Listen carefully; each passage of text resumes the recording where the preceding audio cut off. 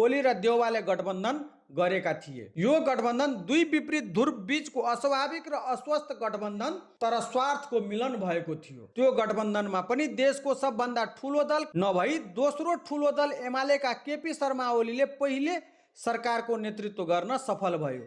2081 असार 31 गते प्रधानमन्त्री नियुक्त भएका ओलीलाई जेनजी आन्दोलनले 2082 भदौ 24 गते लखेटेका छन्। देशको प्रमुख कार्यकारी अधिकार सम्पन्न प्रधानमन्त्री कसरी बालुवाटार छाडेर भाग्नुपर्ने अवस्था आयो? तोकियोको समयमा निर्वाचन हुने र नहुनेमा यो रहस्य पनि सम्झिनु आवश्यक छ। नेपालको वर्तमान परिस्थिति निम्तिनुमा राजनीतिक दलका नेतृत्ववर्गको चरित्र र कार्यशैली नै प्रमुख कारण बनेको देखियो।